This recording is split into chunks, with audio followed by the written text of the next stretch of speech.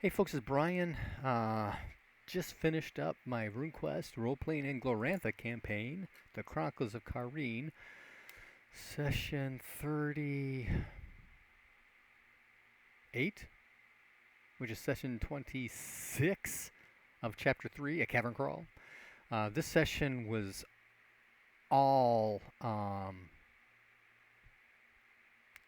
discussion, skill checks, administrative issues with um, the treasure received and working all that out, plus what they're going to do with their money, making the seasonal skill checks. We only had 2 weeks left at the end of the season, so we didn't have enough to do an end of season phase because they've been running around doing all kinds of other stuff instead of their job. And we also got to do a few worship roles for some of the players. First one was Arestra. Her Babista Gore is gets worship roles along with Ernalda, and Ernalda has a minor holy day every week. So she was able to get one, and she actually critted her roll, so she got all her stuff back. Or was that Bruce that did the crit? It was Bruce that got the crit, but she got enough to get all of her points back either. And then the end of the next week, Lars with Lancromai got to have a worship roll there, and so we worked through all the modifiers and that kind of stuff. And that's in the live play in the description. Us talking through all that.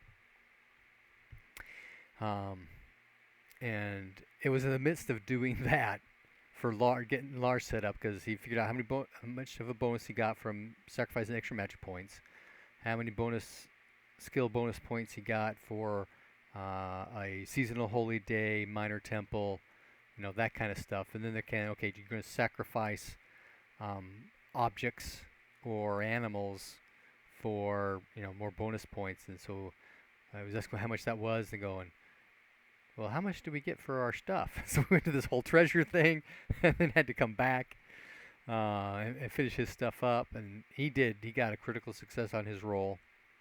So he got, and the way I was interpreting this, normally on a seasonal holy day you get 2d6 rune points back. And so I kind of correlated to like first aid and stuff, where if you got a special, you get double, and if you get a critical, you get max plus rolled kind of thing, to give some value to that kind of stuff. Now, obviously, with these higher level situations and locations, it's not such of a big deal for these guys right now. But when you're at a shrine on a minor holy day for an associate cult, we get 1d3 back maybe. So there's some value to it at a certain point.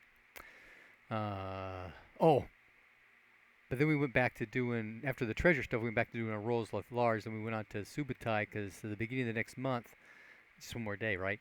Yinkin, which is an associate cult of his, he got to do his worship, so we go through the whole worship thing and the bonuses and stuff like that.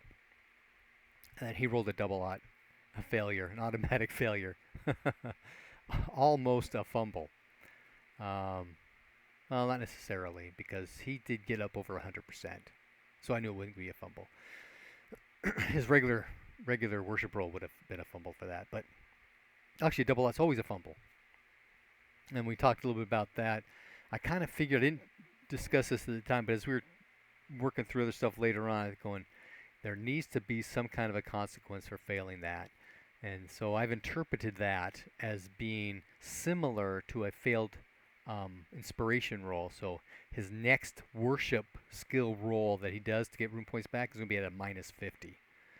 Not impossible to overcome, especially when you can boost stuff up and get your skill well over 100. I mean, Lars had like 261 when it came down to the bottom line. So, it's easily overcomeable, but it's going to take effort on his part. And yeah, Lars also inspired himself on his roll. And he actually got a special on that inspiration, which gave him that plus 30.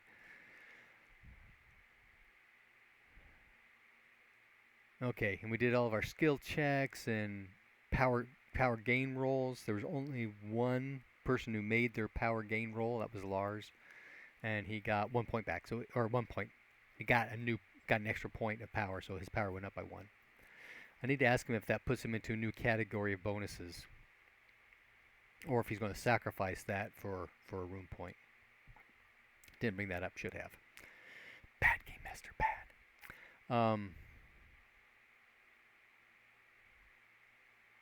So at that point, we were pushing somewhere between 11:30 and midnight, and Subutai's player was saying, "Hey, this is a good point for me to cut out," and I stopped and thought, well, if we want, we can spend 2 more weeks, actually 2 weeks and a couple of days, doing occupation stuff. And that will give us enough to get occupation and cult skill rolls. And will also give the Anglisi worshipper, Engrolar, an opportunity to do a worship skill roll to get rune points back as well. It's not enough to get something else for Subutai, because his next opportunity is like mid-month with Odela and Orlanth.